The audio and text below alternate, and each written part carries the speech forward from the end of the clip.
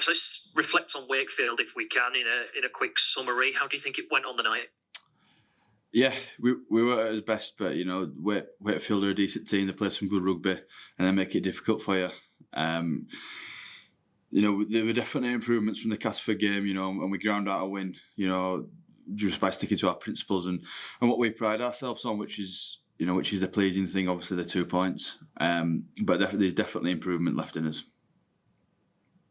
I bet you take some pride, though, don't you, as a forward man, when you have to have a bit of grit and determination, given you've basically chucked in at the deep end and you're doing most of the spade work to keep them out. Yeah, it was definitely one we're happy with in terms of the characteristics we had to show to get the win. Those are things that we really value highly. So we were happy that those were the things that got us over the line. So we definitely take them as positives and try and hold on to them and build on them. But there's a lot of things that we need to work on as well moving forward. Yeah, then you're making sure, aren't you, that your foundations are in place and you're not, let's say, built on sand, are you? Because it's all good being flamboyant and stylish, but if you haven't got the ingredients, the basic ingredients of keeping the side out, you're either going to win with very heavy score lines for both teams, or you're going to come up on the wrong side. Yeah, definitely. Like I said, that's the sort of the base of our foundations of not just the team but the whole club. So we're really happy with the characteristics we showed. Seen a couple of fans maybe getting a little bit negative though after 2 wins. I think maybe they're feeling that against Castleford and Wakefield they should have been put away by more healthy, comfortable margins. Would you agree with that, or do you feel that these 2 teams are underestimated? I think it's probably just been we had Castleford the week after they'd gone out of the cup to Bradford, so people were sort of Rick Castleford off before they'd kicked a ball in the season, so to speak. So that one, and Wakefield had just come up, so I think everyone were expecting them to, as the pattern was for many years, the teams that come up are down near the bottom, but they've signed well, they play some good rugby. I don't think they're going to be a team that's stranded at the bottom. They're going to cause a lot of teams a lot of problems, as they showed Leeds the first week as well. So, we weren't playing 2 awful teams, as much as we weren't great, they both play some rugby and both had a dig. So, yeah, they were tough games. I know it's not your position primarily, but what influence does not having Mikey Lewis and possibly Tyrone May have on the rest of the squad going into this one? We've just got that mentality of next man up. We've obviously got Danny Richardson, who were here through pre-season, a couple of other players who can play in those positions and have done bits there through pre-season. Obviously, Mikey were a little bit late with him playing for England and things like that. So we have our people who've got reps in there, and if we are in the position where we need to put them in, they have their full trust and confidence that they'll be there to do a good job. How key are you to that culture of next man up and, I suppose, promoting those positive aspects of training for players like, I guess, Leyland being an example, new signing, but we haven't seen him shine yet because he hasn't had that opportunity?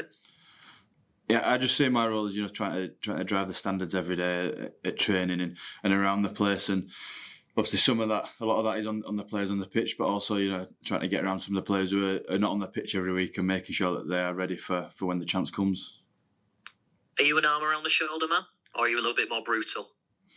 Yeah, I probably try to put the arm on the shoulder, but sometimes when I'm in the games, I get a bit more straight to the point.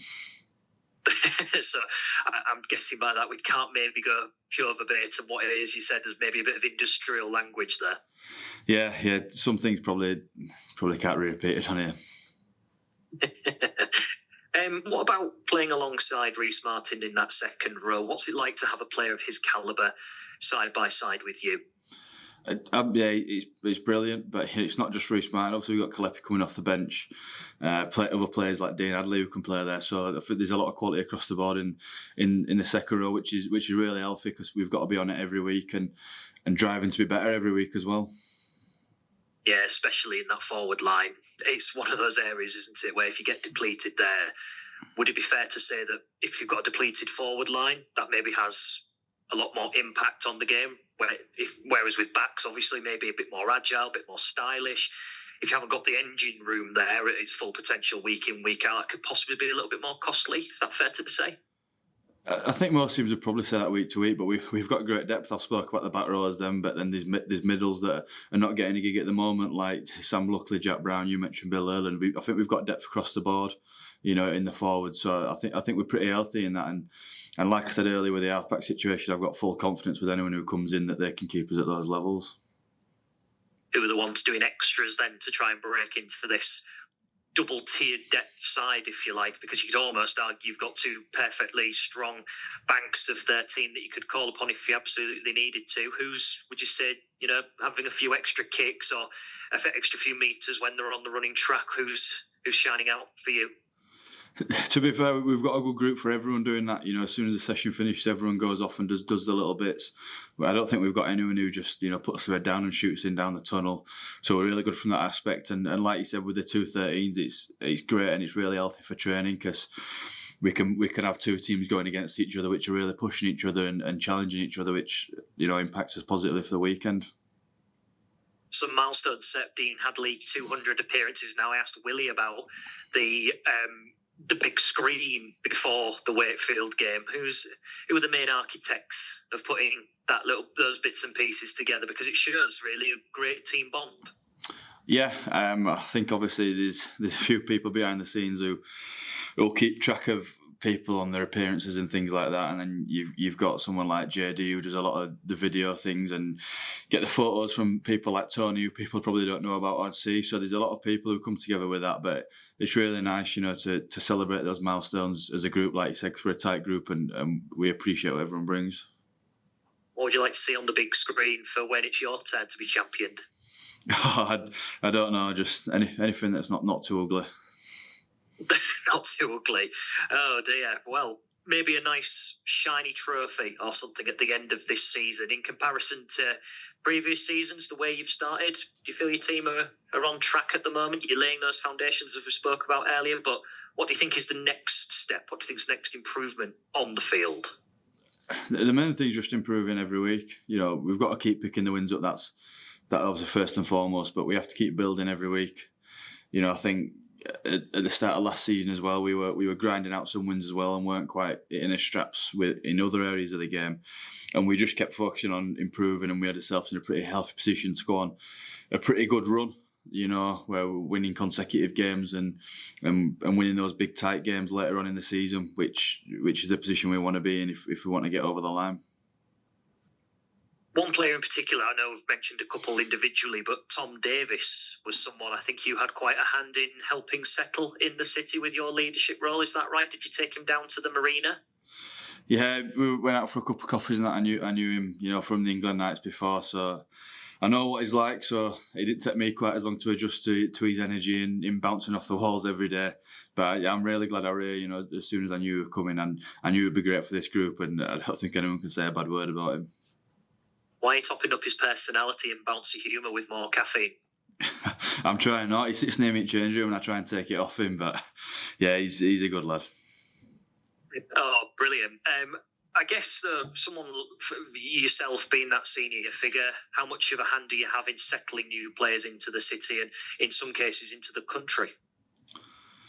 I suppose you could say I do, yeah, but like I said, we've got a great group and everyone's really tight.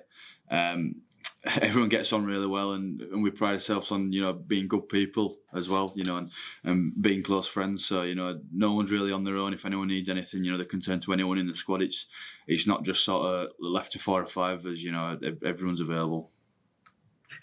Maybe some of the players might need caffeine after I said earlier, though, because I think quite a few of you are now becoming parents. Are you becoming dads? And how are you finding that? Yeah, it's brilliant. It's amazing. It changes your perspective on a few things, which has been a change. But yeah, I absolutely love it. I wouldn't change it for the world. My partner's been brilliant for it all as well. She's helped me out as well. Cause it's not like a normal job. Sometimes the night before a game and things like that, you do just need that extra bit of sleep and recovery. Yeah, how do you handle it though? Because you've mentioned your partner there being a very strong figure in obviously in the partnership of your baby, but as some of the players having sleepless nights, how do you handle it? Yeah, I mean, touch wood, thankfully. Zach's been brilliant. He sleeps really well. He sleeps for a long time, pretty much through on the night. which is helping us massively. Starting to teeth and things like that might change that a little bit, but yeah, just a few coffees before we start in the morning and get on with it. And I mean, I know that Mike, who would be normally on press duties, he'd be saying the phrase, "Nobody gives you the manual." Now, I don't have to have the manual. How have you found it overall? Sounds like Zach's been as good as gold. Yeah, he's been a great baby, to be fair to him, which has helped. But like you said, no one prepares you for it, no matter what anyone says to you. Like, you don't know what's coming, and you've just got to wing it. Every baby's different, so you just got to deal with what you're dealt, really.